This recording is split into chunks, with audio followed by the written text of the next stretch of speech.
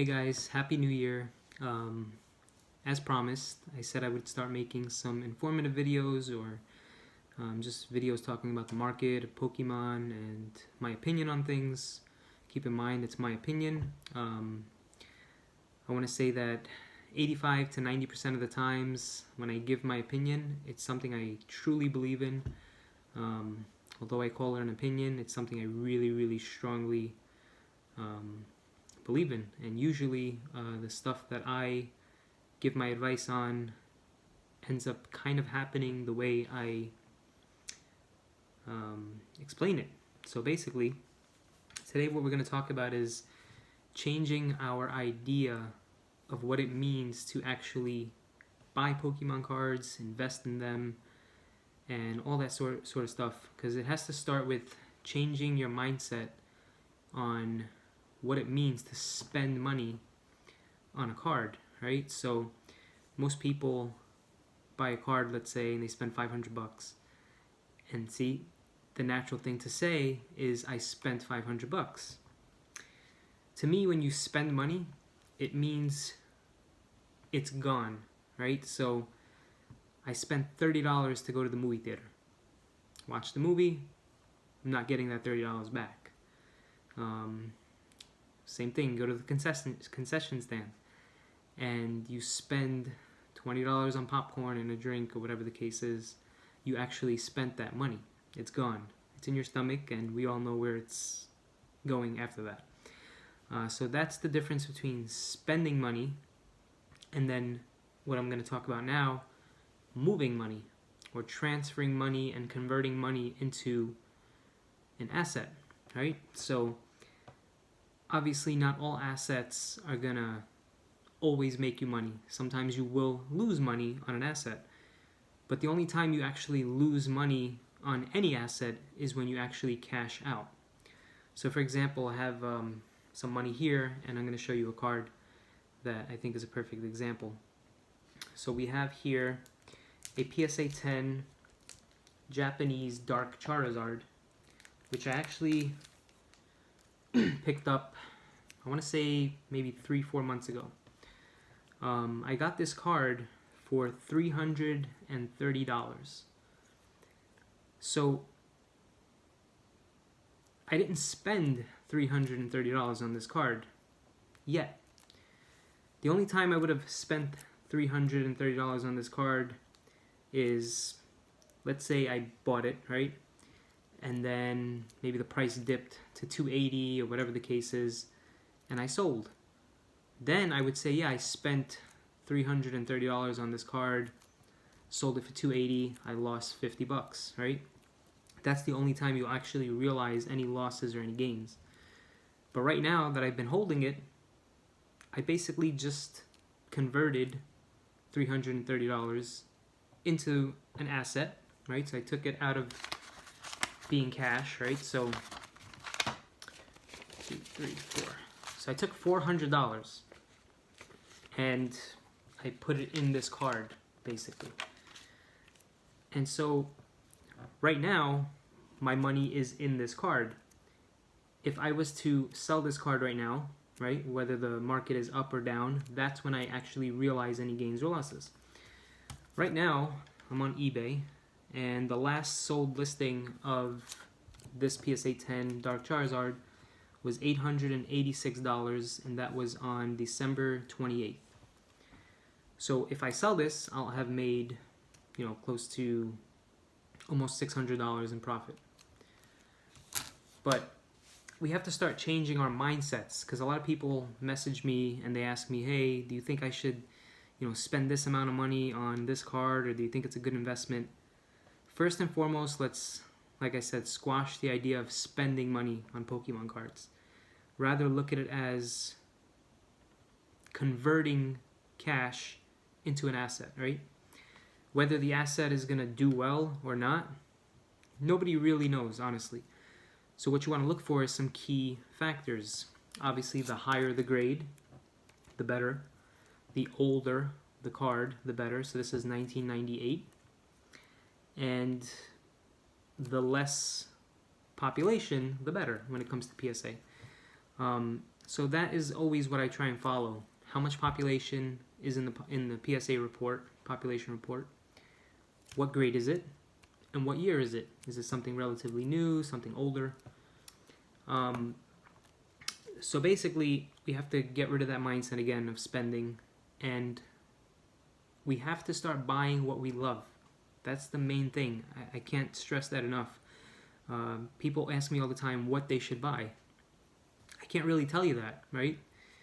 Because the way I do things is I don't purchase a card based on hype. I try never to do that.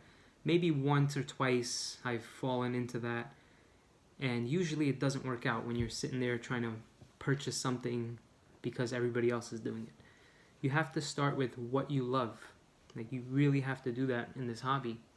And I just wanted this Dark Charizard for my collection.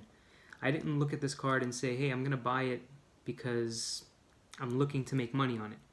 That's usually generally not how it works for the collectors that have been here for a long time and who are doing well with this hobby. They didn't go into it thinking, oh, I'm going to flip this or sell this immediately or make a profit off of it. You buy what you love, right? Gary, Scott, Rusty, they all buy what they love.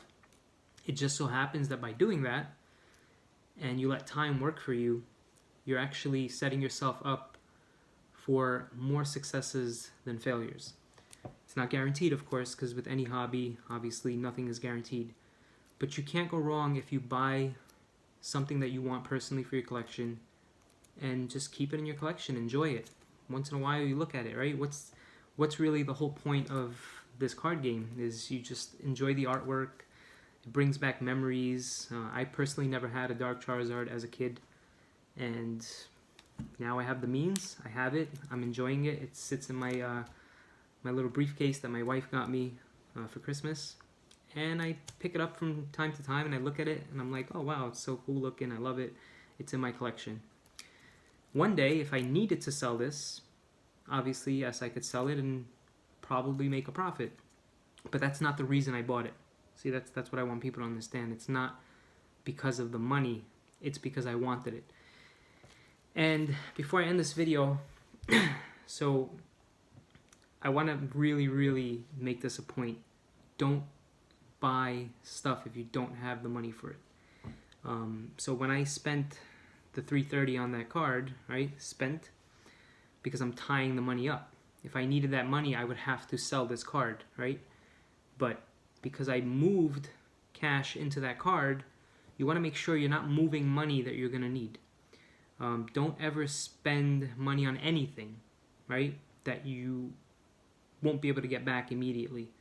Go to the movie theater if you're spending $30, right, like we said before. Don't do that if your rent isn't paid and you're, behind on rent. You may say, oh, it's only $30, but hey, that can go towards that more important purchase. So just like that with anything, any hobby, don't use money that you're going to need. If you can hold out and say, hey, you know what, I don't need that $400. I can put it in this card and it's not going to make a dent. It's not going to change my life. It's not going to make a difference. More power to you. Go for it. Buy the card that you love. So with that being said, those are the three things that I personally do when it comes to buying or selecting a card. I want to make sure I love it first, all right? And I want to make sure that I have the mindset that I'm not just blowing through $400. I'm not spending it, right? I'm putting it into a card that I love, right? So you love it. You put money into it. That's the second part, right? And then the third part is just enjoy it for what it is. Don't always chase the money. That's not what it's really about. And don't worry too much about it. That's the thing. A lot of these cards that I have in here, I purchase them. I keep them in my collection. I honestly forget about a lot of them. Sometimes I go through my cards and I'm like, oh, wow, I didn't even remember I had that.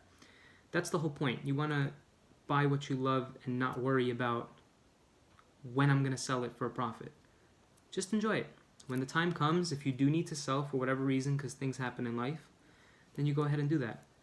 But if you do that, what I just spoke about in the video, I would say 75% of the times you're going to come out on top when you do eventually sell. If you're looking to just move cards around within weeks or days or months, then this hobby is probably not for you. Granted, yes, the past few months have been crazy and people were able to do the whole moving of cards within days and weeks and months and make a profit, but that's not how you're gonna gain long-term success or stability in this hobby and in collecting. So yeah, keep that in mind, guys. Obviously, if you have any questions, always feel free to ask me, but that's generally going to be my advice to you. Don't buy something just based on hype. Buy something that you love. Make sure you have the money to do so and that you don't need the money, and just make sure you don't worry too much about the next flip or how much you're going to be able to make off of it, because that's really honestly going to drive you crazy, and a lot of the times it's going to stop you from buying something you really want to buy. So I'll leave it at that. If you guys have any questions, feel free to ask. I'll be making many more videos like this. This is the first of many. I hope you guys enjoy it. It's a little bit of a longer video from what you guys are used to from me, but I hope you guys have a great day and catch me in the next one.